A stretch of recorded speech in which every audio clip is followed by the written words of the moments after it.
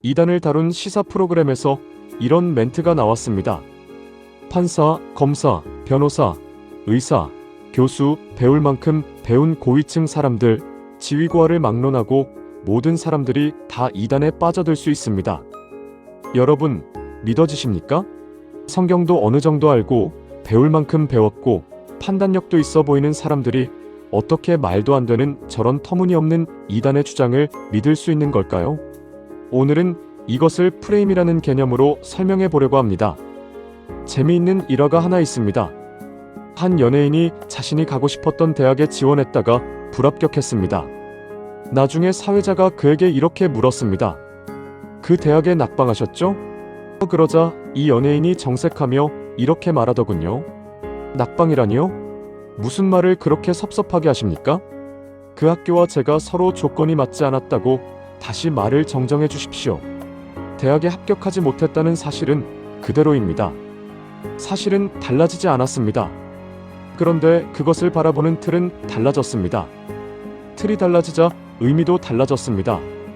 나는 대학에 떨어졌다는 이야기에서 그 대학과 나는 서로 맞지 않았다는 이야기로 바뀐 것입니다.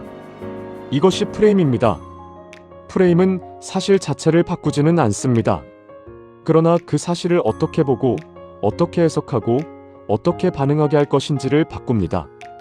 시각장애인이면서 미국 백악관 국가장애위원회 정책차관보를 지낸 고 강영우 박사님의 이야기도 비슷합니다. 그는 자신이 시각장애인이라는 사실 때문에 자녀들이 아버지를 부끄럽게 생각하거나 기가 꺾이지 않을까 염려했다고 합니다. 그런데 이분의 아들은 이 문제를 어떻게 역전시켰을까요? 우리 아빠는 다른 아빠들과 다르다. 다른 아빠들은 불이 꺼지면 책을 읽어줄 수 없지만 우리 아빠는 어둠 속에서도 매일 우리들에게 책을 읽어줄 수 있는 멋진 아빠셨다. 시각장애라는 현실은 달라지지 않았습니다. 그러나 그 현실을 부족함과 열등감의 프레임으로 보지 않고 특별함과 자부심의 프레임으로 바꾸어 버린 것입니다. 프레임은 이처럼 좋은 방향으로 사용될 수도 있습니다. 그러나 문제는 이 프레임이 사람을 조종하기 위해 사용되기도 한다는 것입니다. 프레임은 우리 주변 곳곳에서 사용되고 있습니다. 정치에서도 프레임을 사용합니다. 똑같은 정책을 두고도 한쪽은 그것을 복지라고 부르고 다른 쪽은 세금 낭비라고 부릅니다. 어떤 프레임으로 보느냐가 이런 결과를 낳습니다. 기업도 프레임을 사용합니다. 기업은 물건 자체만 파는 것이 아니라 자동차를 파는 것 같지만, 성공을 팔고 화장품을 파는 것 같지만, 젊음을 팔고 운동화를 파는 것 같지만 도전과 정체성을 팝니다. 저는 지금까지 똑같은 현실도 어떤 언어와 이야기에 담느냐에 따라 사람의 판단이 달라지는 것을 보여드렸습니다. 자, 이제 하고 싶었던 이야기를 해보겠습니다. 이단도 프레임을 사용합니다. 이단은 성경을 도구로 사용하여 자신들의 프레임을 주입시키는데 온 힘을 쏟습니다. 이 이단의 프레임은 단순히 물건 하나를 사게 만드는 정도가 아닙니다. 그 사람의 성경관과 구원관, 교회관과 가족관, 나아가 인생 전체를 바꾸어 놓는 데까지 나아갑니다. 이단은 처음부터 교주를 믿으라고 할까요? 이단은 처음부터 이상한 교리를 가르칠까요? 이단은 처음부터 가족을 끊으라고 할까요? 많은 사람이 이단이 사람을 처음부터 이렇게 미혹할 거라고 착각합니다. 그러나 그렇게 시작하면 누가 따라가겠습니까? 이단은 절대 서두르지 않습니다. 결론부터 말하지 않습니다. 교회에서 오랫동안 신앙생활을 했지만 한 번도 생각해보지 않았던 질문을 슬쩍 던지며 상대방을 흔들어 놓습니다. 내가 성경을 너무 모르고 있었던 것은 아닐까? 혹시 내가 지금까지 성경을 잘못 이해하고 있었던 것은 아닐까?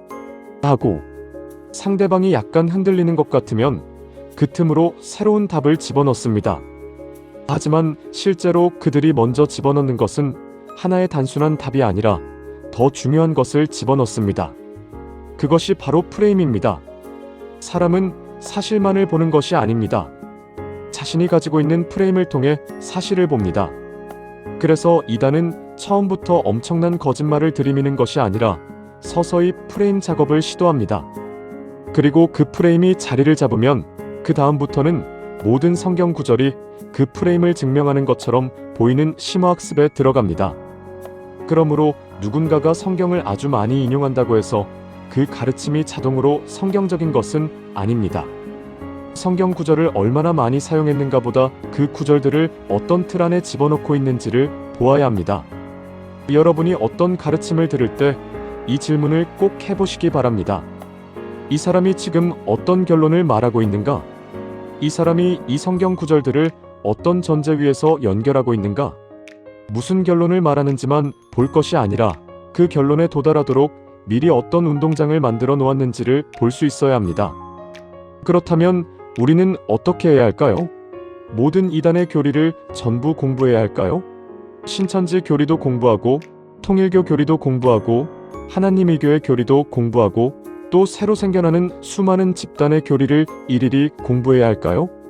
물론 구체적인 교리를 분별하는 일도 필요합니다.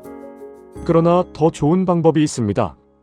바퀴벌레가 한 마리씩 나올 때마다 잡는 것도 필요하지만 계속 나온다면 숨어있는 근원과 통로를 찾아야 합니다. 이단 문제도 마찬가지입니다.